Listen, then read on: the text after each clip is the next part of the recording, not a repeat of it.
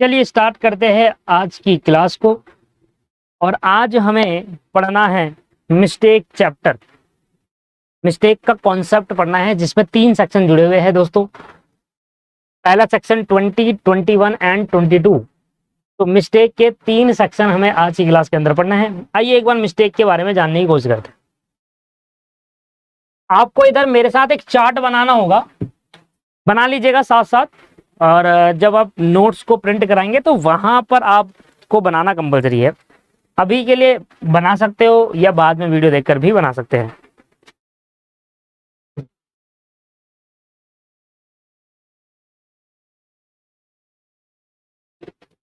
लो जी, तो हमारा कॉन्सेप्ट का नाम है मिस्टेक।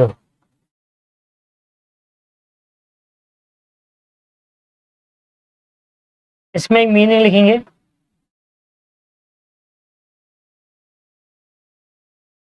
मिस्टेक मीन्स एन इनोरियस erroneous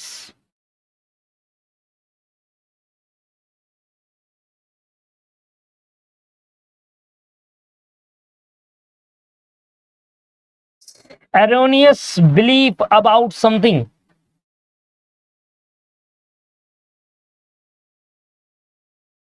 Erroneous belief about something.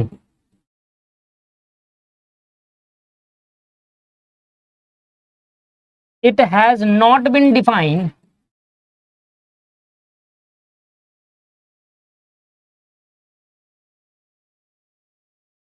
It has not been defined in Indian Contract Act 1872. Indian Contract Act 1872 कह रहा है सर मिस्टेक का मीनिंग। तो देखो मैंने आपके सामने लिख दिया, बट मिस्टेक का मीनिंग की डेफिनेशन कौन से सेक्शन में है ये इंडियन कॉन्ट्रैक्ट में डिफाइन नहीं करा गया। इंडियन कॉन्ट्रैक्ट एक्ट 1872 में मिस्टेक की डेफिनेशन को किसी भी सेक्शन में डिफाइन नहीं करा। उन्होंने भी विदाउट सेक्शन इसको बताया है। और क्या बताया, सामने आपके लिख दिया है। मिस्टेक का मतलब होता है एरोनियस बिलीव अबाउट समथिंग, किसी चीज में बिलीव करना और वो बिलीव एरोनियस तरीके से करना, मतलब गलती से। एरोनियस का मतलब क्या होता है, गलती। लिख लो उसके सामने। जब आप किसी चीज में गलती से बिलीव कर लेते हैं, गलती से किसी चीज को सच मान लेते हैं, किसी चीज को बिलीव कर लेते हैं गलती से, तो ऐसे केस के अंदर उसको हम मिस्टेक कहते हैं। सिंपल डेफिनेशन है। मिस्टेक का मतलब आप किसी चीज को बिलीव, आप किसी चीज में बिलीव करते हैं गलती से, गलती, ठीक है ना। और गलती को बताया गया एरोनियस, गलती से मिस्टेक से आपने किसी चीज में बिलीव कर लिया तो उसको क्या कहा जाएगा, मिस्टेक कहा जाएगा। और इंडियन कॉन्ट्रैक्ट में मिस्टेक की डेफिनेशन किसी भी सेक्शन में नहीं लिखी गई। ठीक है जी, याद रहेगा। एमसीक्यू में पूछेगा बताओ मिस्टेक कौन से सेक्शन की, मिस्टेक की डेफिनेशन कौन से सेक्शन में दी गई है इंडियन कॉन्ट्रैक्ट में, किसी भी सेक्शन में नहीं दी गई। तो मिस्टेक का मतलब क्या होता है, जब आप किसी में विश्वास कर लेते हैं, किसी चीज में बिलीव कर लेते हैं, वो भी गलती से बिलीव कर लेते हैं, उसको मिस्टेक कहते हैं। जब गलती से किसी चीज को बिलीव करते हैं, गलती से किसी चीज में बिलीव कर लेते हैं, उसको क्या कहते हैं, मिस्टेक। अब मिस्टेक के अंदर दोस्तों आपके पास 3 सेक्शन आते हैं, सेक्शन 20, 21 एंड 22। अब जो मैं चार्ट बना रहा हूं उस चार्ट को ध्यान से देखिएगा। लिखना चाहे तो लिख सकते हैं, देखना चाहे तो देख सकते हैं, मर्जी आपकी। Section 20, 21 and 22। मिस्टेक की डेफिनेशन को हमने 2 भागों में बांट दी। डेफिनेशन तो मैंने बताया आपको, जब हम किसी चीज में बिलीव करते हैं वो भी गलती से, मिस्टेक, गलती से हम जब किसी चीज में बिलीव कर लेते हैं उसको मिस्टेक कहते हैं। ठीक है ना। एंड अब थोड़ा आगे देखिए, होता है दोस्तों मिस्टेक बाय लॉ। एक होता है मिस्टेक बाय लॉ,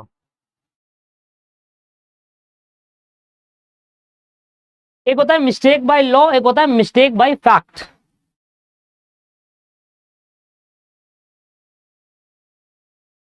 एक होता है मिस्टेक बाय लॉ, एक होता है mistake by fact. Mistake by जो लॉ है वो लिखा गया है दोस्तों इंडियन कॉन्ट्रैक्ट एक्ट के सेक्शन 21 में, सेक्शन 21 में मिस्टेक बाय लॉ लिखा हुआ है, वो 21 है, वो ये रहा सेक्शन। और सेक्शन नंबर आपके पास 20 में, सेक्शन 20 में लिखा है मिस्टेक बाय फैक्ट। अभी 22 कहां गया, अभी आएगा वो भी। अभी मैं आपको बस एक चार्ट बना रहा हूं, उस चार्ट का सारा एक्सप्लेनेशन कराऊंगा आज की क्लास के अंदर। सिर्फ चार्ट अभी बना रहे हैं, सिर्फ चार्ट। मिस्टेक का सेक्शन 21 कहता है मिस्टेक बाय लॉ, और मिस्टेक का सेक्शन 20 कहता है मिस्टेक बाय फैक्ट्स। अब इसका मतलब क्या होता है, मिस्टेक बाय लॉ का मतलब क्या है और मिस्टेक बाय फैक्ट का मतलब है, सारी बातें क्लियर करेंगे आज की इसमें। बस अभी चार्ट मिस्टेक बना रहे हैं दोस्त।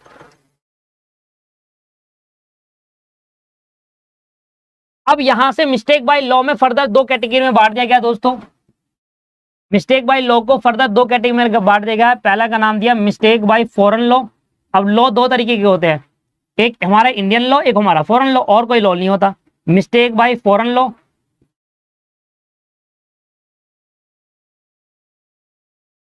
मिस्टेक बाय आपका फॉरेन लॉ हो गया,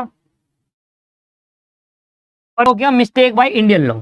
तो जब लॉ में मिस्टेक होती है, मतलब मिस्टेक बाय लॉ हो गया है, में गलती से आपने मिस्टेक कर दिया लॉ से, मिस्टेक बाय लॉ, वो भी इंडियन लॉ। तो मिस्टेक बाय लॉ में, या जब भी मैं पढ़ा रहा होता हूँ फोन क्यों आ जाता है, साइलेंट करता हूँ।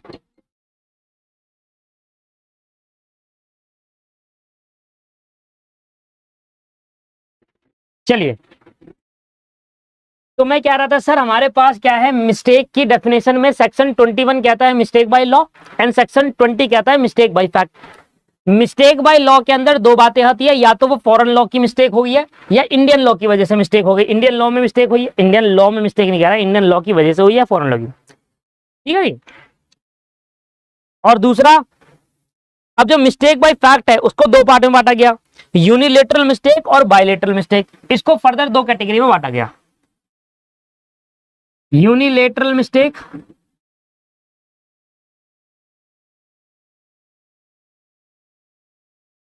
और बायलेटरल मिस्टेक।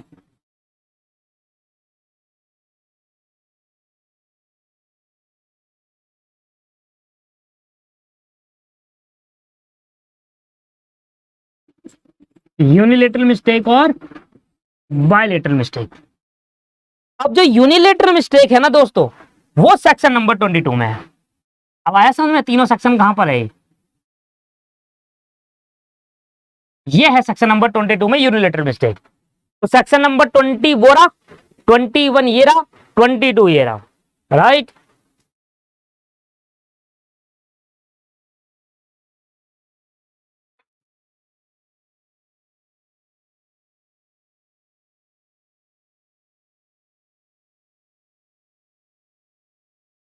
अब दोस्तों बायलेटरल जो मिस्टेक है उसको फर्दर दो कैटेगरी में और बांटा, इसके लिए जगह छोड़ता हूं।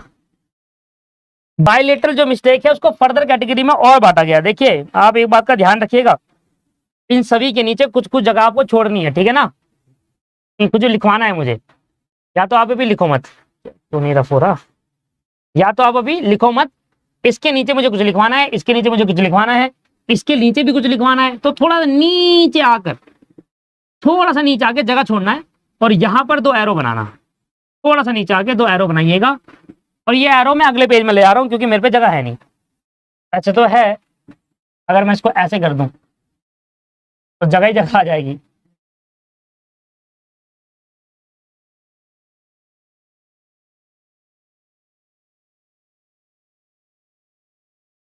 ठीक है जी, थोड़ा सा एरो नीचे लगाकर यहां पर इसके नीचे जगह होनी चाहिए, और फिर दे एरो बना देना। अब बायलेटरल मिस्टेक को फर्दर दो कैटेगरी में बांटा गया, बायलेटरल मिस्टेक को फर्दर दो कैटेगरी में बांटा गया। क्या बांटा गया sir, mistake as a subject matter, mistake as to subject matter,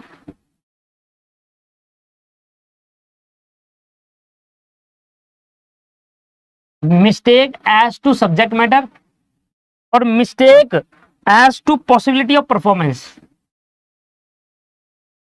mistake as to possibility of performance. Mistake as to possibility of performance. ठीक है जी, देख रहे हो आप ये चार्ट, थोड़ा छोटा करूं?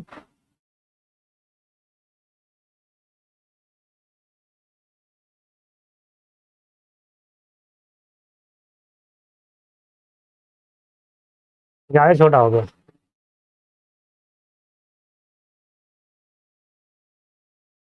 चार्ट दिख रहा है आपको?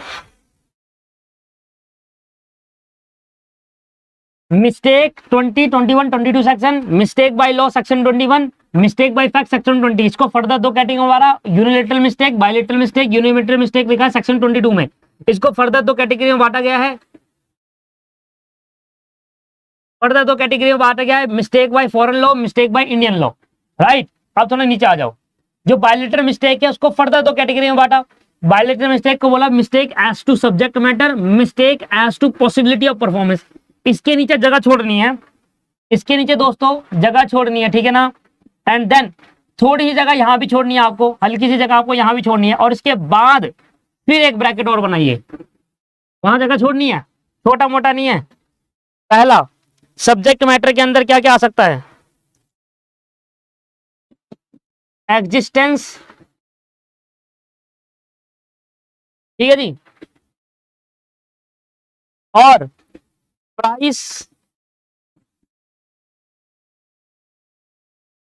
और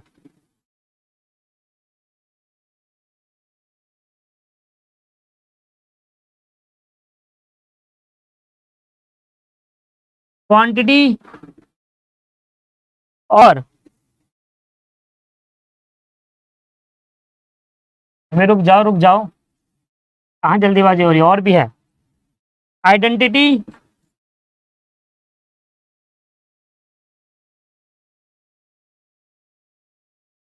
एंड टाइटल,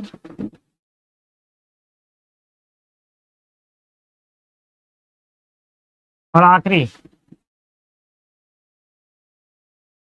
क्वालिटी।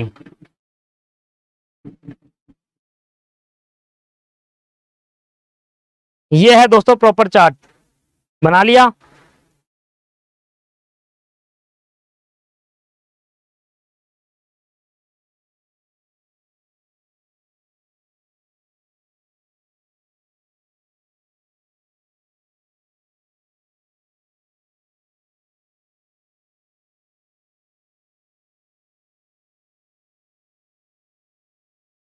उतार लो, जल्दी से उतार लो, पूरा चार्ट दिखा देता हूँ एक बार मैं आपको, दिखेगा नहीं वैसे तो, ये है चार्ट, ये है। तो इसके नीचे कुछ लिखूंगा, इसके नीचे भी कुछ लिखूंगा, इसके नीचे भी, इनके नीचे भी लिखना है, और इनके इनके तक नहीं। ये है बेसिकली पूरा चार्ट, पर दिख नहीं रहा होगा आपको साफ, बट हाँ लिखने के बाद आपको समझ में आ रहा होगा कि मैंने ये जो चार्ट देख रहे हो उसमें क्या क्या है। देख लो, इस तरीके से ये चार्ट बना है, और ये चार्ट आपको बनाने हैं अपने नोट्स में, मैंने जगह छोड़ रखी है। ये चार्ट नोट्स में बनाने जगह छोड़ रखी है सर, ये रही एग्जाम्पल की जगह जो छोड़ रखी है ना, ये इतना बड़ा जगह छोड़ रखा है, आराम से बनाइएगा, बहुत पूरा पेज छोड़ दिया मैंने, और एक्सप्लेनेशन नीचे दे दिया है, ठीक है ना, एक्सप्लेनेशन नीचे दे दिया। आइए आप एक बार एक्सप्लेनेशन देखते हैं, एक बार आप चार्ट को देख लीजिए, उसके बाद सारे एक एक चीजें बताता हूँ। 1, 2, 3, 4, 5, 6 और ये सारे। चलिए दोस्तों आ जाइए, एक बार आपने चार्ट देख लिया है, अब जरा ध्यान से देखिए एक्सप्लेनेशन, सुनिए आप। देखिए, सबसे पहले बात करते हैं मिस्टेक बाय लॉ की, इधर आ जाओ। सबसे पहले मिस्टेक बाय लॉ की बात करते हैं। देखिए क्या कहता है, अगर मिस्टेक बाय लॉ होता है तो मिस्टेक बाय लॉ में दो बातें हो गई, या तो फॉरेन लॉ के थ्रू मिस्टेक या इंडियन लॉ के थ्रू मिस्टेक। अगर मिस्टेक बाय लॉ है ना, तो सबसे पहला पॉइंट आता है फॉरेन लॉ के through mistake, mistake by foreign law. तो अगर आपके फॉरेन लॉ के थ्रू मिस्टेक हुई है, सर ये क्या होता है फॉरेन लॉ के थ्रू इंडियन, जब मैं आपको इंडियन समझाऊंगा ना ऑटोमेटिकली आपको फॉरेन समझ में आ जाएगा। और जैसी मिस्टर फॉरेन लॉ के थ्रू मिस्टेक होगी दोस्तों, जैसी ही फॉरेन लॉ के थ्रू मिस्टेक होगी दोस्तों, हम उसको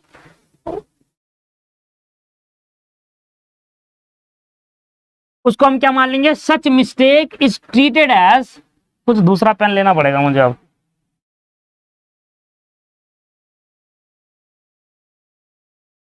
आ जाओ, दिख रहा है? हाँ, सच मिस्टेक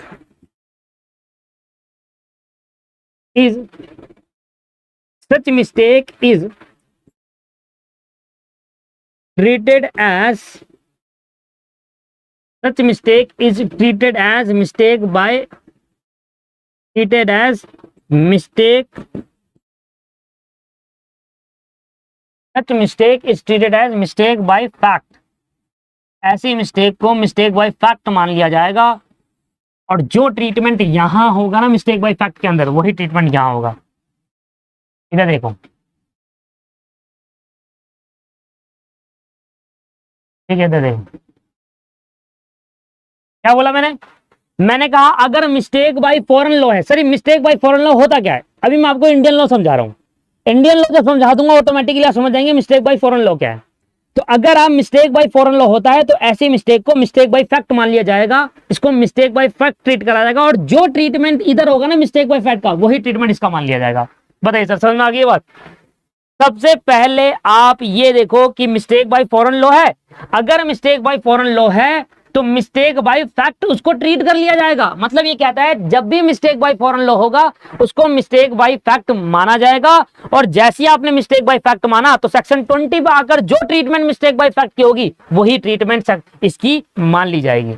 मतलब इधर कहा कि देखो मिस्टेक बाय फॉरेन लॉ की ट्रीटमेंट हम नहीं बताएंगे, हम तो कह रहे हैं mistake by foreign law mistake by fact है, और जैसे ही मिस्टेक बाय फैक्ट आया तो हमने कहा सेक्शन 20 है, सेक्शन 20 में जो ट्रीटमेंट दे रखी होगी वही ट्रीटमेंट इसकी भी मान ली जाएगी। क्लियर हो गया नहीं हो गया? तो इसने मिस्टेक बाय फॉरेन लॉ को सेक्शन 20 में ट्रांसफर कर दिया और कह रहा है सेक्शन 20 में जो ट्रीटमेंट मानी जाएगी वही ट्रीटमेंट इसकी मानी जाएगी। अब ये चीज तो आपको तब समझ में आएगी ना जब आपको सेक्शन 20 पता होगा 20 में क्या ट्रीटमेंट होगी। तो आइए पहले मैं स्टार्ट करता हूं mistake by Indian law. Mistake by Indian law आप देखते हैं, देखिए, और ऐसे एग्रीमेंट दोस्तों वॉइड कहलाएंगे। मिस्टेक बाय फॉरेन, जो आपके पास मिस्टेक बाय फॉरेन लॉ जो होंगे वो दोस्तों वॉइड कहलाएंगे, वॉइड। अगर मिस्टेक बाय फॉरेन लॉ है तो वॉइड। अब आपको समझ में होगा भाई क्या है मिस्टेक बाय फॉरेन लॉ, ये तो बताया है नहीं, बस ये बता दिया ट्रीटमेंट क्या होगा। मिस्टेक बाय फॉरेन लॉ होगा तो इसको मिस्टेक बाय फैक्ट मान लेना, और जो ट्रीटमेंट यहां करोगे उसी ट्रीटमेंट को यहां कर देना, इसको वॉइड वॉइड कहेंगे। मिस्टेक बाय फॉरेन लॉ होगा तो उसको क्या कहेंगे? वॉइड। अब आपको चीजें सबसे ज्यादा क्लियर होगी जब आपको मैंने हैच नंबर 1 बना लिया, और यही बात मैंने यहां लिख दी। Such mistake, mistake by foreign law होगा तो कहना such mistake is treated as mistake by fact, an agreement in such case is void, an agreement in such case is void. लिख दिया, वही बात है। अब इधर आ जाओ, मिस्टेक बाय इंडियन लॉ लिखो, इसका एग्जांपल लिखो। मिस्टेक बाय इंडियन लॉ, इसका एग्जांपल सुनो आप। मिस्टेक बाय इंडियन लॉ,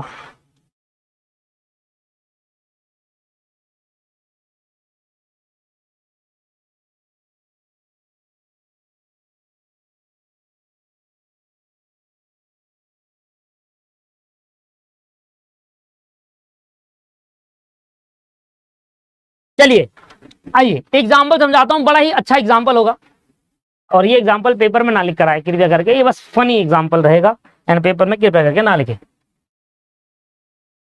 तो मान लो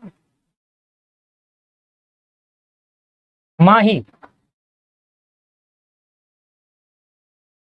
एक बार बात करते हैं किससे? माही बात करती है मान लो कृष्णा से,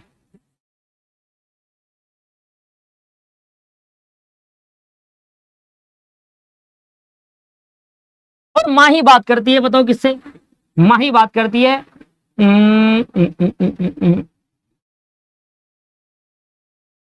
नबिक से। माही कृष्णा से बात करती है और माही नबिक से बात करती है। अब माही एज अ फ्रेंड इनसे बात कर रही थी, माही एज अ फ्रेंड इनसे बात कर रही थी, माही इससे भी बात करती थी एज अ दोस्त, माही इससे भी बात करती थी एज अ दोस्त। माही के दिल में ऐसा कुछ भी नहीं है दोस्तों, माही जस्ट फ्रेंड बात कर रही है।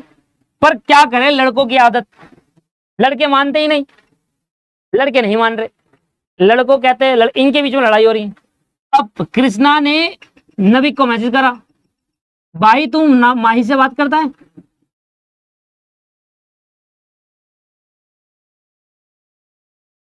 भाई तू माही से बात करता है? नबी क्या था? हाँ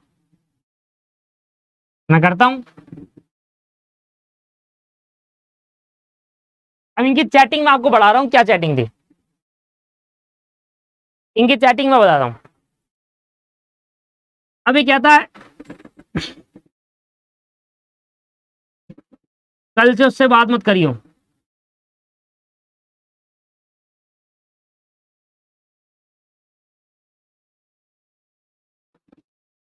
कल से उससे बात मत करियो।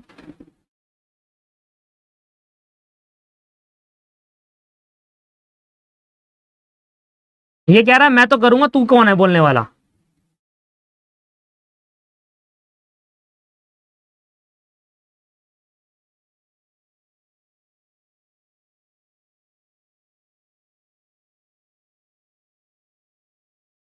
मैं तो करूंगा, तू कौन है बोलने वाला? और तू भी आ जा, तेरे को भी मारूंगा। ठीक है, भाई है क्या उसका?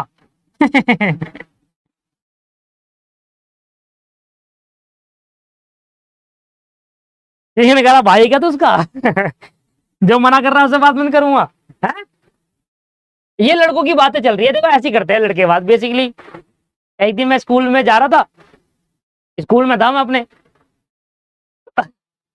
अपने स्कूल में था मैं एक बार। तो वहां पर क्या है कि दो लड़के, एक मेरा दोस्त था और वो अब पता नहीं किसी अपने मतलब, अब उसका मतलब एक मेरा दोस्त था, वो फोन पे बातें कर रहा है किसी से। मैंने कहा भाई किससे बात कर रहा है? कह रहा है यार ये मेरी दोस्त से बात करता है।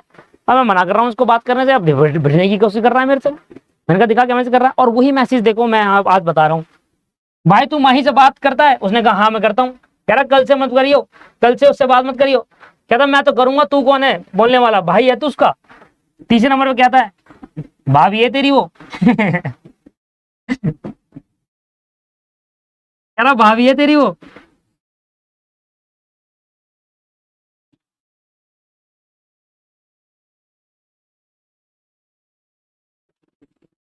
कह रहा बेटा भाभी तो तेरी है।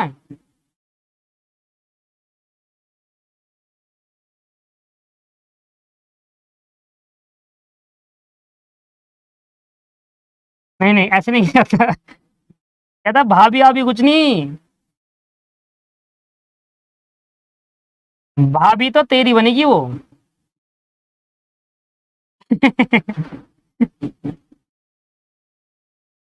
तो ये मैथ ये वाला ये एग्जांपल आप लिख कर नहीं आएंगे, वो एग्जांपल, वो एग्जामिनर पहले ये पूछे कौन सा टीचर है पढ़ाने वाला, ये एग्जांपल दे रहा है। भाभी तेरी है, भाभी उसकी है। अब भाई कृष्णा गुस्सा आ गया, कृष्णा गुस्सा आ गया, कह रहा है बहुत हो गया मेरा, अभी पिटाई मेरे से। कह रहा आ रहा हूं, रुक जा। कह रहा बाहर मिल तू पिटेगा, बाहर मिल। तू गया,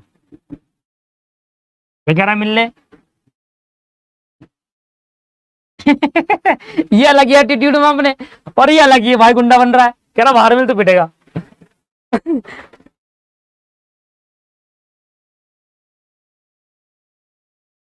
और माही को इस बारे में कुछ नहीं पता कि क्या चल रहा है उसकी पीठ पीछे। माही को नहीं पता इस बारे में कुछ भी कि उसकी पीठ पीछे क्या चल रहा है। दो लड़के उसके लिए भिड़ रहे हैं, उसके से नहीं पता माही को, माही अपने में ही है। माही तीसरे से बात कर रही है, कह रही है यार कृष्णा तो रिप्लाई कर नहीं रहा, नंबर के अपने पता नहीं बिजी होंगे, चलो मैं दूसरा दोस्त बना देते हैं। तो माही किसी और से बातें कर रही है, ये अपने मिल रहा है कि भाई तुझे मारूंगा मैं, तूने बात कैसे करी, तू ब्लॉक कर उसे, तू बात नहीं कर सकता, तेरी भाभी है वो। कह रहा है भाई तो तेरी होगी और तू नमस्ते करेगा उसको। तो ऐसे करके इनके बीच में बहुत लड़ाई हुई, अभी फोन में हुई। और अब क्या हुआ, कृष्णा को बहुत गुस्सा आ गया। अब कृष्णा गया 4-5 लड़के लेकर घेर लिया नविक को, और नविक का बैंड बजा दिया। नविक बेचारा बेमतलब की चोट रख रहा था मिल लेकर के, इनको इतना मारा इतना मारा इतना मारा। कह रहा बोल अब, और मार लास्ट में मार मुड़ के नीचे खड़ा था। पता क्या बोला नविक? भाभी तो तेरी हो, भाभी भाभी तो तेरी बनेंगे। मम्मा सुधर ही नहीं रहा अगला बंदा, फिर दिया उसमें बहुत भर भर के, कितना भर भर के मारा। अब मैं कह रहा हूँ ना, माही को नहीं पता इस बारे में क्या चल रहा है, ये अपने ही लड़ रहा है पता नहीं क्यों। अब भाई इसने इतना मार दिया, इसके मतलब 4-5 लड़कों ने मिलकर इसको बजेड़ दिया। अब नविक को आया गुस्सा, नविक क्या करता, नविक भाई हॉस्पिटल पहुंच गया, इतना पिट चुका था, नविक ने कर दिया पुलिस केस,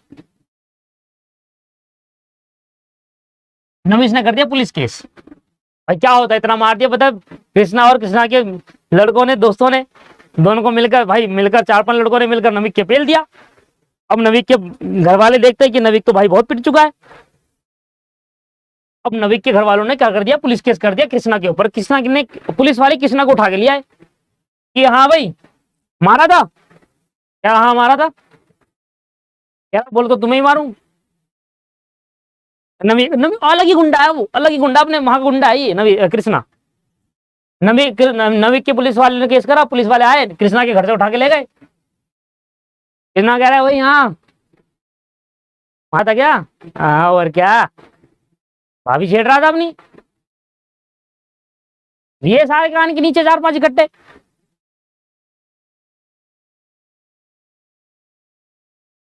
कह रहा, पुलिस वाले कहने लगे कृष्णा को, देखो जेल हो गई। कहते जेल किस बात की, मर्डर थोड़ा करा है, मारा है। कहता बेटा मारने में भी जेल होती है। कह रहा अंकल जी ये तो पता नहीं था मुझे। कृष्णा पलट गया, अंकल जी सॉरी मुझे नहीं पता था, मुझे तो ना, मुझे तो लगा कि किसी को चाकू मारते हैं तो जेल होती है, खून कर दिया तो जेल होती है, हाफ मर्डर कर दिया तो जेल होती है, मैं तो सिर्फ मारे ही है 4-5 आटे, मुझे नहीं पता था अंकल। नहीं बेटा जेल तो होगी, जेल तो होगी। अंकल, अंकल माफ कर दो अंकल, गलती से हो गया, मुझे नहीं पता था, मुझे नहीं पता था, जेल हो गई, गलती से हो गया, ठीक है ना। ऐसा कहने लगा, पलट गया कृष्णा।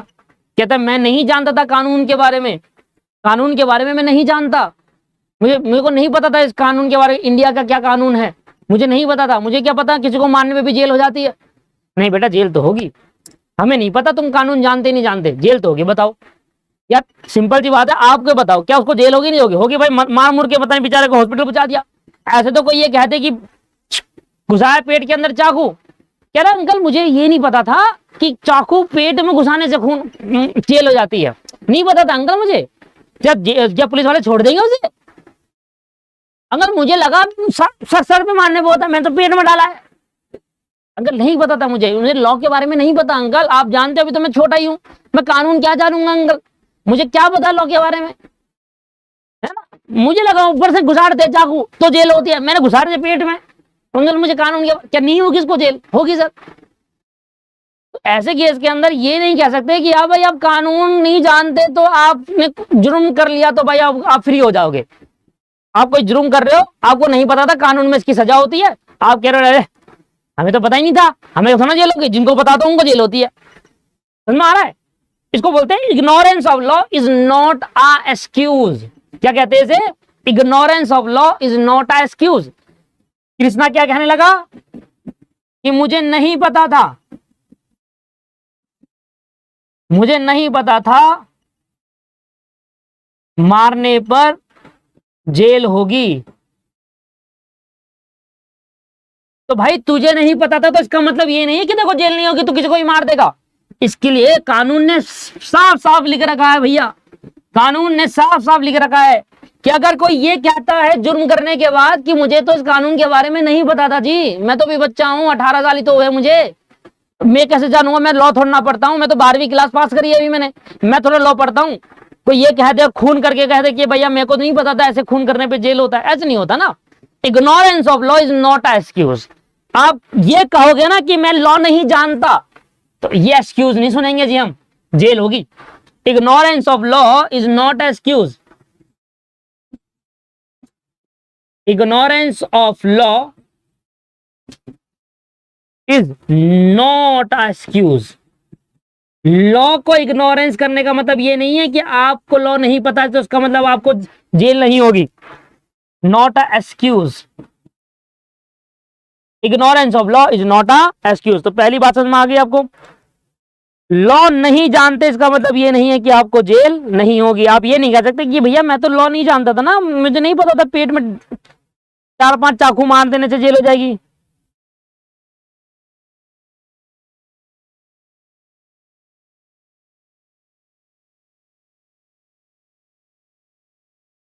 ठीक है, तो यहां इस एग्जाम्पल के थ्रू मैंने ये समझाया सबसे पहले आपको कि कभी भी आप ऐसा काम मत करो, आप ये नहीं जानते। आपने देखा होगा बहुत सारे ऐसे चैनल आ जाते हैं, आपको नहीं पता। रोड के बारे में पता आपको? रोड में रोड के कानून के बारे में पता है आपको? पता है रोड में अगर आपने देखा होगा, चलो एक बात बता दो कभी आपके काम आ जाए।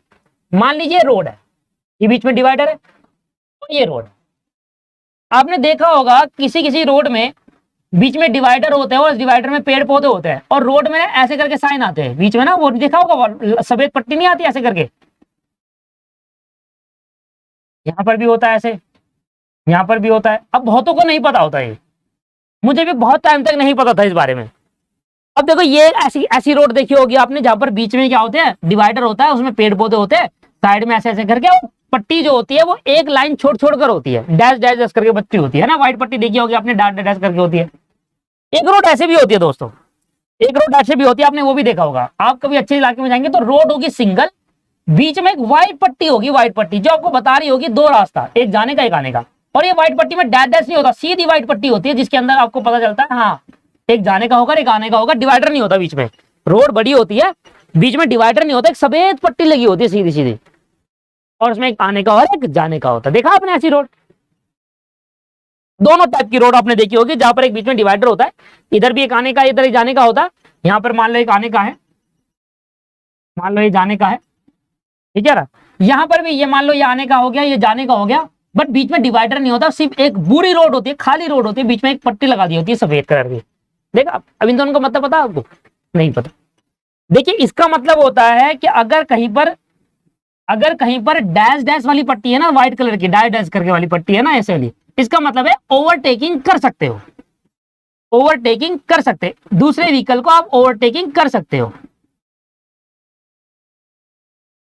और जहां पर सीधी पट्टी होती है ना वहां पर ओवरटेकिंग इज प्रोहिबिटेड। पता था कि पहले? अब जो ड्राइविंग करते हैं उनको पता होगा, और जो कोई ऐसे भी होंगे जो करते होंगे, बाइक चलाते होंगे, कार चलाते होंगे, नहीं भी पता होगा। Overtaking prohibited. और मुझे भी ये बहुत बाद में पता चला कि इसका मतलब ये होता है, मेरे भी किसी दोस्त ने मुझे बताया। हाँ, तो बहुतों को बच्चों को नहीं पता होता, मतलब बहुतों को नहीं पता। देखो जहां पर पट्टी सीधी सीधी आती है वहां ओवरटेकिंग कर सकते हो, कर सकते हो।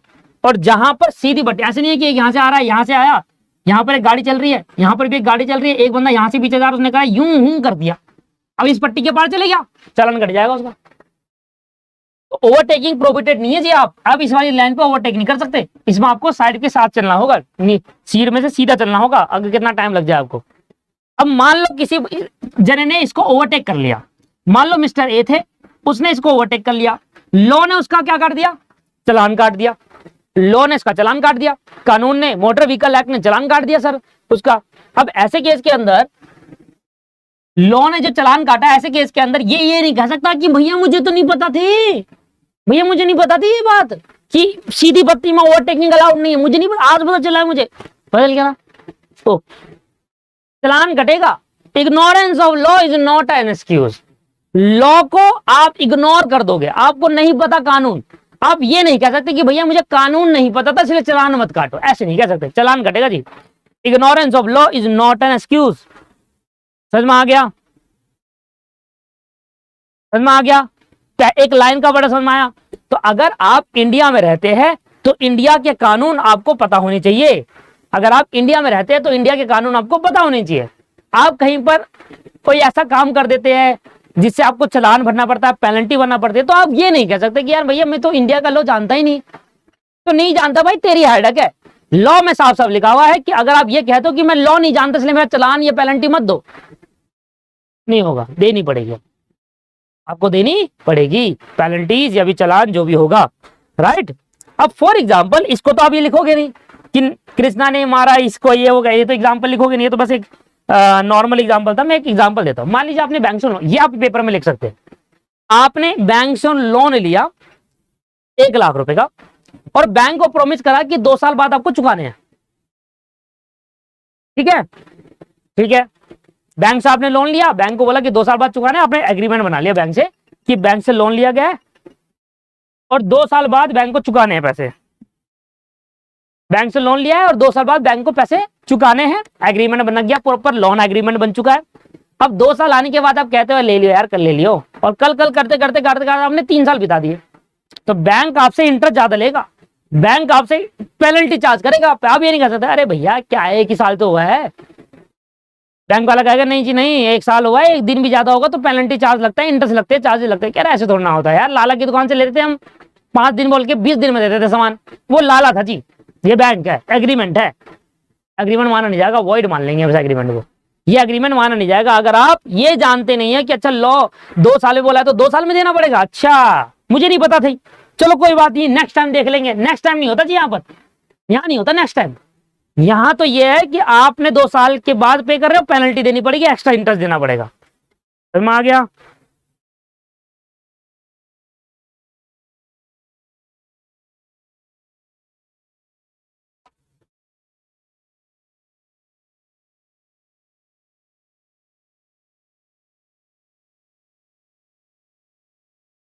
ठीक है ना?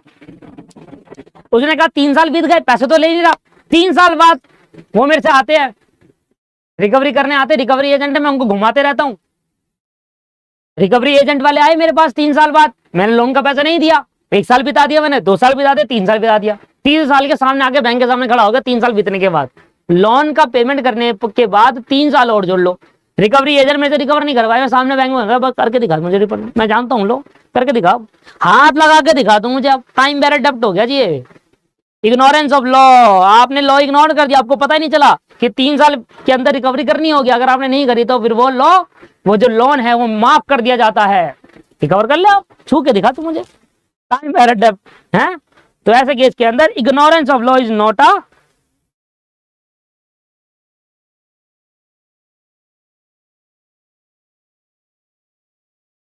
Excuse, ignorance of law is not a excuse. समझ में आ रहा है? अब बैंक वाला ये कहेगा यार मुझे नहीं पता था, बैंक वाला अगर ये कहता है यार मुझे नहीं पता था इस वजह से टाइम बेरर के बारे में, तो नहीं पता था तो नहीं पता था, और लगा ले इंटरेस्ट ज्यादा।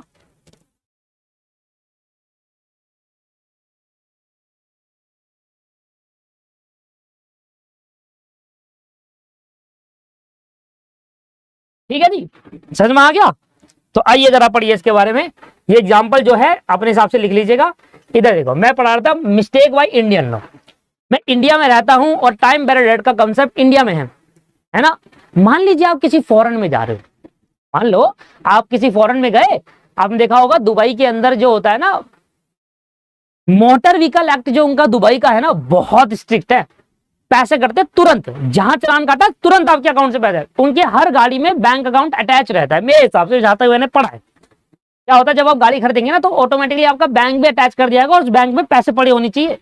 और जहां आपने रेड लाइट तोड़ी, जहां आपने ओवरटेकिंग करी, वहीं चलाना आएगा, वहीं कट जाएंगे पैसे, डेबिट, खत्म। तो ऐसे केस के अंदर आप ये नहीं कह सकते दुबई में जाकर कि भैया मुझे तो दुबई का कानून नहीं पता ना, मैं तो इंडिया में रहता हूं, मुझे क्या पता दुबई का कानून। ऐसा नहीं होता जी, इग्नोरेंस ऑफ लॉ, चाहे फॉरेन लॉ हो और चाहे इंडियन लॉ हो। तो फॉरेन लॉ की बात समझ में आ गई अब, कि अगर आप इंडिया के बाहर जाके कोई कॉन्ट्रैक्ट करते हो और वहां पर आपको कोई चीज उस कंट्री के लॉ के बारे में नहीं पता थी, तो ऐसे केस के अंदर वो एग्रीमेंट वॉइड बन जाएगा। वो एग्रीमेंट क्या बन जाएगा? वॉइड। बट इंडियन लॉ के अंदर वो एग्रीमेंट वॉइड नहीं बनेगा। इंडियन लॉ के अंदर क्या होगा दोस्तों? वो एग्रीमेंट वॉइड नहीं बनेगा सर। फॉरेन लॉ का जो एग्रीमेंट है वो इंडिया में वॉइड माना जाएगा, कि आपने फॉरेन में कहीं एग्रीमेंट करा, उसके वहां के कानून नहीं जानते, तो वो इंडिया में वॉइड माना जाएगा। पर इंडिया के अंदर अगर आप कहते हो कि यार मुझे लॉ के बारे में नहीं पता था, इस वजह से मैं ये कॉन्ट्रैक्ट पूरा नहीं कर पाया, तो वॉइड बन जाएगा, वॉइड नहीं बनेगा, उसको वॉइड नहीं कहेंगे। तो इंडियन लॉ के थ्रू अगर आप क्या कहते हैं, मिस्टेक करते हैं, देखिए when a party enter into a contract without the knowledge of law in the country, मतलब Indian country, the contract is effected by such mistake, तो उस कॉन्ट्रैक्ट को मिस्टेक मान लेंगे। कोई बात नहीं यार, आपको नहीं पता था, आपकी गलती हो गई, चलो नहीं पता था, मिस्टेक हो गई, गलती हो गई।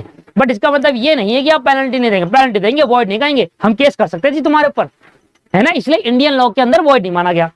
फॉरेन लॉ के अंदर वॉइड इसलिए कहा गया क्योंकि वो इंडियन, वॉइड का मतलब क्या है? इनफोर्सिबिलिटी खत्म हो जाती है, कोई दूसरी पार्टी केस नहीं कर सकती। वॉइड का मतलब ये होता है, राइट? याद आ रहा है वॉइड का मतलब क्या होता है? कि इनफोर्सिबिलिटी खत्म हो जाती है। तो इंडियन लॉ के अंदर अगर आप ये कहते कि यार मेरे को नहीं पता था कि सीधी पट्टी में ओवरटेकिंग नहीं कर सकते और मैंने कर दी, तो आप ये नहीं कह सकते कि मुझे लॉ के बारे में नहीं। तो कोई बात नहीं, आपकी गलती है, मान ले आपकी गलती है, पर चालान भरना पड़ेगा। हाँ, गलती मान रहे हैं आपकी, हम समझते हैं, हो सकता है कि आपको नहीं पता था।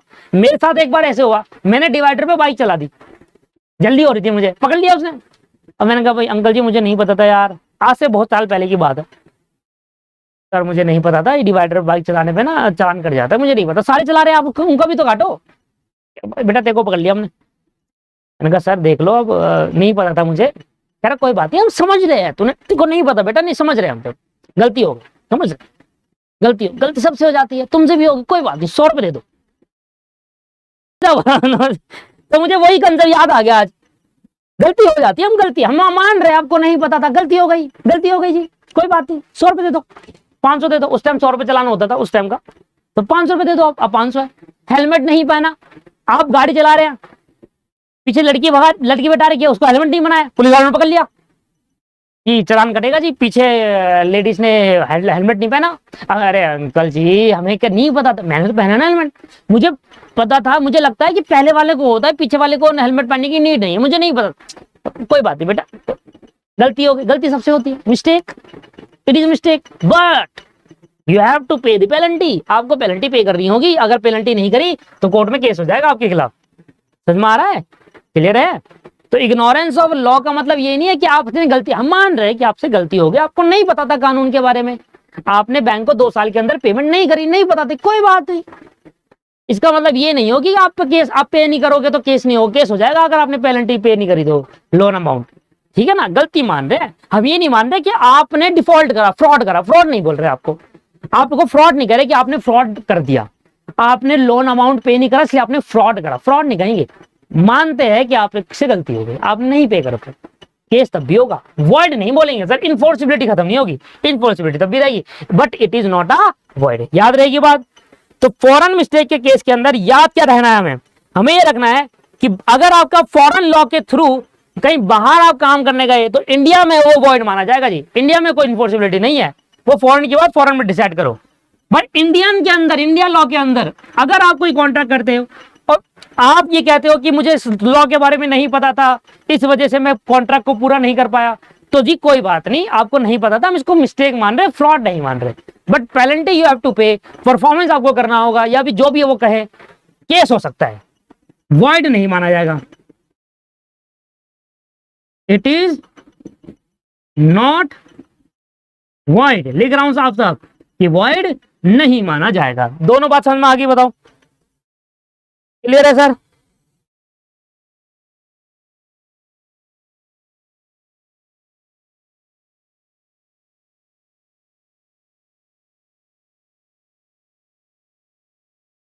इसको ऐसे लिख लो आप, एक चीज और लिख लो इसमें अच्छा रहेगा, ignorance of law is not excuse, law नहीं जानते ये एक्सक्यूज नहीं मानेंगे हम, आप लॉ नहीं जानते थे ये एक्सक्यूज नहीं मानेंगे, इट इज वैलिड, ये गलती वैलिड मानी जाएगी, आप पे केस हो सकता है, वैलिड माना जाएगा, ठीक है ना? याद रखिएगा कि अगर इंडियन लॉ के थ्रू आपसे मिस्टेक हुई है, गलती हो गई, आपको नहीं पता था लॉ के बारे में, आपको गलती होगी, लॉ के बारे में नहीं पता ना, इंडियन लॉ के बारे में नहीं पता था, आपको गलती होगी, कोई बात नहीं, गलती मान रहे हैं आपकी, मिस्टेक मान रहे हैं, पर वैलिड है जी, आपको वो परफॉर्मेंस पूरा करना होगा, या तो आप पेनल्टी भरो या चालान भरो या कॉन्ट्रैक्ट को पूरा करो, नहीं तो केस कर देंगे आपके ऊपर, वॉइड नहीं होगा। आप ये नहीं कह सकते यार मेरी तो गलती हो गई ना मेरे से, आप तो मेरे पे केस करेगा क्या गलती के ऊपर, केस होगा, इंडियन लॉ नहीं जानते तो केस होगा, इंडिया में रहते हो इंडिया का कानून नहीं जानते तो बस, ठीक है ना? क्लियर है? चलिए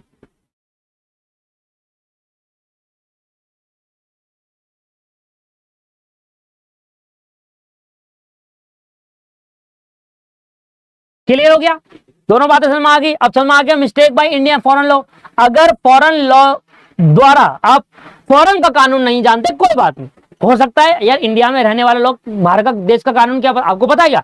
आपको नहीं पता, मुझे भी नहीं पता, सिंपल सी बात है, मुझे क्या पता है अमेरिका में क्या कानून है, और मैं क्यों जानू, मुझे क्या पता, हाँ पर आपको वहां गए जाओगे तो आपको जानना पड़ेगा, आपको पता होनी चाहिए कुछ जनरल बात है, पर अगर इंडिया में आप रहते हो तो आपको नहीं पता, हम उसको वॉइड कह देंगे, हाँ इन्फोर्सिबिलिटी नहीं होगी उसके अंदर, केस नहीं करेंगे, वॉइड कहेंगे, क्योंकि यहाँ मिस्टेक ऑफ फैक्ट आ गया है, अब मिस्टेक ऑफ फैक्ट से यहाँ पर देखेंगे, तो फॉरेन लॉ अगर आप नहीं जानते, हाँ हो सकता है तो हम उसको मिस्टेक ऑफ फैक्ट कहेंगे, और जो ट्रीटमेंट यहां होगा वही ट्रीटमेंट मान लिया जाएगा।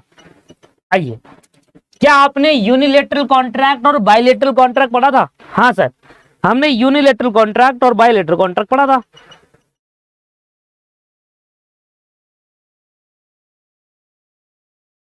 ठीक है?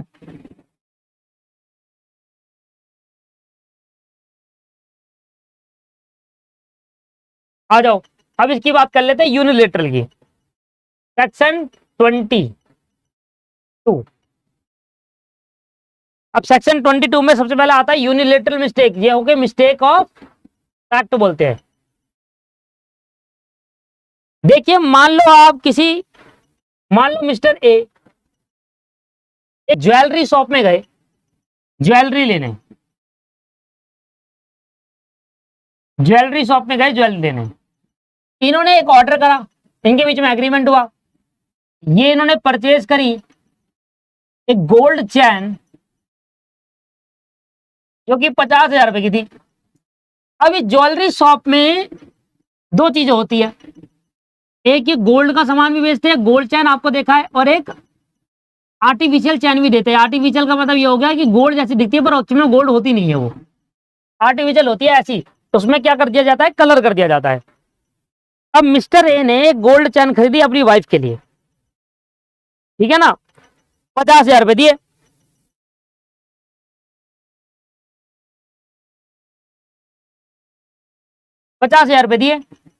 अब ऐसे केस के अंदर गोल्ड चैन की जगह ज्वेलरी शॉप से आर्टिफिशियल चैन दे दी। अब मिस्टर ए को चैन के बारे में पता नहीं है, गोल्ड के बारे में पता नहीं, वो अपनी वाइफ को गिफ्ट देना चाहते थे। मान लो मिस्टर ए अपनी वाइफ को गिफ्ट देना चाहते थे और उनको इतनी नॉलेज है नहीं गोल्ड में और आर्टिफिशियल में फर्क।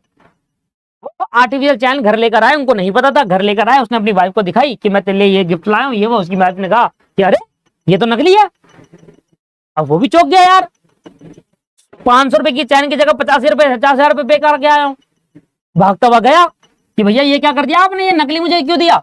ज्वेलरी शॉप पे भागता है, कह रहा मैं तो तुम्हें फ्रॉड का केस लगाऊंगा तुम पर, मैं तुम्हें फ्रॉड का केस लगाऊंगा, तुम मुझे फ्रॉड कर रहे हो। उसने गुस्सा आ गया इसको मिस्टर ए को कि मैं तो तुझे फ्रॉड कर रहा हूं, तुमने मुझे फ्रॉड कराया, तुमने जानबूझकर हमें को गोल्ड चैन की जगह आर्टिफिशियल दिया। तो कह रहे भाई साहब फ्रॉड नहीं कर रहे, हमारा दो काम है, हमारा ज्वेलरी का भी काम है, हमारा ज्वेलरी का जो काम है उसमें गोल्ड का भी काम है और आर्टिफिशियल का भी काम है। अब आपकी चैन यही रखी थी और ये जो बॉक्स है वो सेम बॉक्स के है, दोनों चैन यहाँ पर है, दोनों चैन यहाँ पर रखी थी। अब गलती से हो गया कि आपको गोल्ड चैन के बॉक्स की जगह आपको आर्टिफिशियल दे दी। मना थोड़ा कर रहे हैं, आप ले जाइए अपनी गोल्ड चैन, हम आपके साथ फ्रॉड नहीं कर रहे, हमसे मिस्टेक हो गई है। क्या हो गई है, मिस्टेक हो गई। यहां पर दोनों बॉक्स रखे थे और मैंने आपको गलती से दूसरा बॉक्स पकड़ा दिया क्योंकि दोनों एक जैसे था और मैंने देखा कि दोनों सेम है तो मुझे लगा यही होगा। अब मैं मना थोड़े ना कर रहा हूं कि मैं नहीं दूंगा, आप आए हो, हमसे गलती हो गई, हमें माफ करिए, ये लो आप अपनी गोल्ड चैन ले जाइए, हमें वापसी कर दीजिए, हमसे गलती हो गई। हो सकता है कि इंसान है, गलती हो सकती है, ऐसे उसने कहा और एक्चुअल में भी गलती हो गई थी उसके साथ, ज्वेलरी शॉप वाले के पास गलती हो गई थी क्योंकि वो उसका इंटेंट, देखो फ्रॉड तब होता है दोस्तों जब इसकी इंटेंशन हो। अभी मैं कह रहा हूं उसका इंटेंशन नहीं था फ्रॉड करने का, no intention to do fraud. अगर उसका इंटेंशन नहीं था और उसने क्या कर दिया, उसका इंटेंशन नहीं था और उसने क्या कर दिया, तो उसने गलती से आर्टिफिशियल चैन पकड़ा दी गोल्ड की जगह, तो ऐसे केस के अंदर इसको मिस्टेक माना जाएगा। और मिस्टेक कौन सी पार्टी ने करी, सर दोनों पार्टी ने करी, सिर्फ एक पार्टी ने करी, इसकी तरफ से मिस्टेक है। मिस्टेक सर किसकी तरफ से है, ज्वेलरी शॉप वाले की तरफ से, क्योंकि इसने अपनी ड्यूटी तो पूरी करी ना, नकली नोट तो ना दिए, मिस्टेक इसकी तरफ से है। ठीक है जी, तो ऐसे केस के अंदर जब एक पार्टी गलती कर दे उसको यूनिलेटरल मिस्टेक कहते हैं, सिंपल। जब एक पार्टी की तरफ से गलती हो जाए तो उसको हम क्या कहते हैं, यूनिलेटरल मिस्टेक कहते हैं।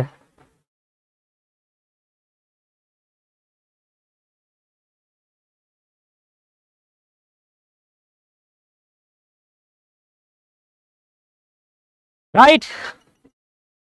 और जब दोनों पार्टी गलती कर दे तो बायलेटरल मिस्टेक होती है। देखिए when only one party at a mistake this contract is valid, contract दोस्तों वैलिड रहेगा, कॉन्ट्रैक्ट वॉइड नहीं बन जाएगा, वैलिड रहेगा।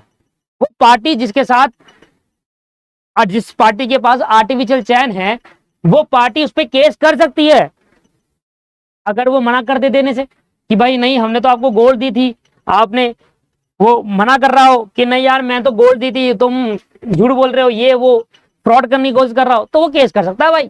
हाँ गलती हुई है, अगर आप मना कर रहे हो नहीं दूंगा तो फिर मैं केस कर दूंगा, केस यहाँ पर हो जाएगा, वैलिड है जी। तुमसे गलती हुई है ना भाई, मेरे पर तो लॉस हो रहा है, मैं तो केस करूंगा तुम पर। ठीक है, अगर वो कह रहा है नहीं जी नहीं मैं आपको दे दूंगा, केस करने की क्या नीड है, बस फिर बात ही खत्म होगी, वहां पर वैलिड माना जाएगा, वॉइड नहीं कहेंगे कि ये गलती है तो वॉइड बन जाएगा, ना ना ना वॉइड नहीं है जी। इसलिए दोस्तों आप ये नहीं कह सकते कि मिस्टेक से अगर कोई कॉन्ट्रैक्ट हो जाए या मिस्टेक कॉन्ट्रैक्ट के अंदर कोई मिस्टेक हो जाए तो वो वॉइड ही है ना। डिफरेंट केसेस है और डिफरेंट केसेस में डिफरेंट आंसर है। अगर वो इन फॉरेन लॉ के तहत मिस्टेक हुई है तो फिर वॉइड है, और वो इंडियन लॉ के तहत हुई है तो वो वैलिड है। अगर वो यूनिलेटरल मिस्टेक है तो फिर वैलिड है, क्योंकि अगली पार्टी अगर मना कर रही है देने से तो भाई हम फिर से केस कर सकते हैं जी, बिल्कुल कर सकते हैं। ठीक है सर, समझ में आ गया? तो देखिए इधर पढ़िए क्या कह रहा है, when only one party at a mistake this contract is valid, तब भी कॉन्ट्रैक्ट वैलिड रहेगा जब एक पार्टी की तरफ से मिस्टेक हो जाती है। There are two following cases when unilateral mistake become voidable और वॉइड। दो ही केस, वैसे तो वैलिड है पर दो केस होंगे जब वो वॉइड या वॉइडेबल बन जाएगा। पहला अगर वो पार्टी फ्रॉड कर रही है तो कॉन्ट्रैक्ट तो वॉइड होगा ही, साथ में केस भी करा जाएगा। एग्रीड पार्टी के पास ऑप्शन होता है केस करने का, पता है ना?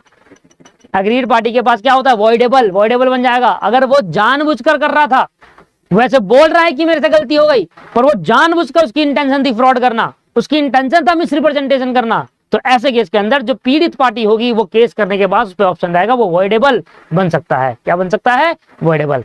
तो एक यूनिलेटरल कॉन्ट्रैक्ट अगर मिस्टेक है, कोई फ्रॉड करना नहीं था उसका इंटेंशन, कोई मिसरिप्रेजेंटेशन करना नहीं था, अगर वो वाकई में उससे गलती हो गई तो फिर वो वैलिड कॉन्ट्रैक्ट है, उसमें कोई दिक्कत नहीं है। जो एग्रीमेंट बना है एक ज्वेलरी शॉप वाले के पास एक मिस्टर ए का, वो वैलिड है।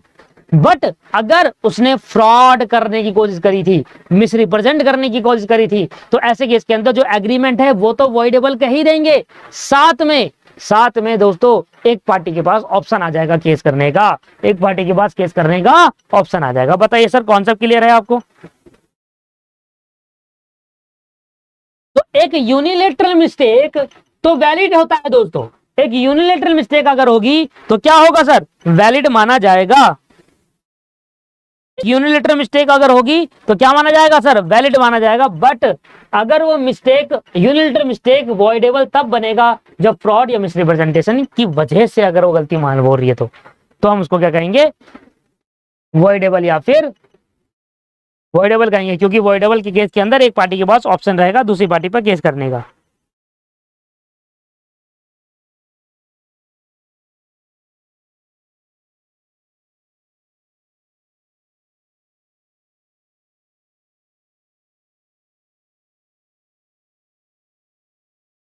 ठीक है जी, समझ में आ गया?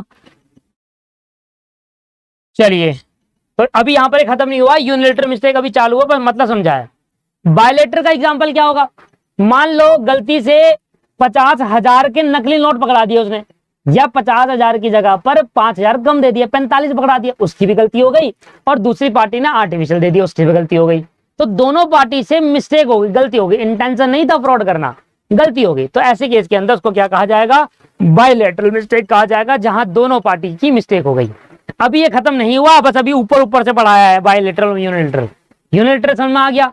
जब एक पार्टी कॉन्ट्रैक्ट के अंदर मिस्टेक करती है तो उसको यूनिलेटरल मिस्टेक कहते हैं, और जब दोनों पार्टी से मिस्टेक हो जाए कॉन्ट्रैक्ट के अंदर तो वो बायलेटरल मिस्टेक। जैसे कि एग्जांपल मैंने आपको दिया कि मिस्टर ए 50,000 रुपए देने थे, गलती से वो 45,000 दे बैठे, 5,000 कम दे गए, क्योंकि वो फ्रॉड नहीं कर रहे थे, गलती से हो गया। और वहां पर आर्टिफिशियल चैन चलेगी गोल्ड की जगह। वो दोनों मिले आपस में, उन्होंने कहा यार मेरे गलती हो गई, मेरे से भी गलती हो गई, आपसे भी गलती हो गई, लाओ आप गोल्ड चैन दे दो, मैं आपको 5,000 और दे देता हूँ। वैलिड, दोनों पार्टी से गलती हो सकती है, वो वैलिड माना जाएगा। बट इसके कुछ पॉसिबिलिटी है। सब्जेक्ट मैटर क्या है? पॉसिबिलिटी ऑफ परफॉर्मेंस होने। अब ये देखो, पॉसिबिलिटी ऑफ परफॉर्मेंस जैसे बताया कि यार मेरे से गलती हो गई थी, ये लो 5,000 रुपए, और आप मुझे बदले में क्या दे दो? आप मुझे बदले में वो क्या कहते हैं अपना क्या कहते हैं वो गोल्ड चैन दे दो। ठीक है जी। तो अभी ये टॉपिक खत्म नहीं हुआ दोस्तों, बहुत बड़ा है, बहुत बड़ा है। अभी यूनिलेटरल मिस्टेक का ऊपर से बताया है, बायलेटरल मिस्टेक मैंने ऊपर से बताया है। अभी इसके बाद नेक्स्ट क्लास में मैं कराऊंगा इसको। ब्रेक लेते हैं, नेक्स्ट क्लास में हम इसको करेंगे। ब्रेक लेकर आप अभी देखना, अभी आप ब्रेक लीजिए 1 घंटे का, और नेक्स्ट क्लास में इसको हम दोबारा कंटिन्यू करेंगे। एंड दोबारा कंटिन्यू करने के बाद हम पढ़ेंगे mistake as to subject matter, और फिर आगे की चीजें भी कंटिन्यू करनी है, क्योंकि अभी तो बहुत कुछ है। अभी तो यूनिलेटरल मिस्टेक के अंदर भी पॉइंट्स है, यूनिलेटरल मिस्टेक के अंदर भी पॉइंट्स है। फिर ये इसके मिस्टेक बायलेटरल मिस्टेक तो समझ में आ गया ऊपर से, फिर उसके बाद ये 2 पॉइंट पढ़ेंगे, फिर इसमें फर्दर ये 5 पॉइंट पढ़ने हैं। तो ये लंबा टॉपिक है, एक क्लास और लगेगा, है ना, 1 घंटे में कर नहीं कर सकता, या तो लगातार 2 घंटे पढ़ाऊं तो फिर वो बोरियत सी हो जाएगी, फिर आप लॉ पढ़ोगे तो बोर हो जाओगे, इसलिए मैं 1 घंटे की ही क्लास रखता हूँ। नेक्स्ट ब्रेक के बाद हम कंटिन्यू करेंगे इसको, आप भी ब्रेक ले लीजिए और आज ही आपको ये कंप्लीट करा कर दिखाऊंगा मैं, आज ही ये कंप्लीट करना है, ठीक है ना। ब्रेक के बाद हम लॉ दोबारा कंटिन्यू करेंगे एंड बाकी इस पॉइंट को कंटिन्यू करेंगे, नहीं तो फिर भूल जाओगे। चलिए आज की क्लास को यहीं पर करते हैं। अब मैं आपको ये वाला पॉइंट पढ़ाऊंगा यूनिलेटरल बायलैटरल में डिटेल में नेक्स्ट क्लास में, ठीक है जी।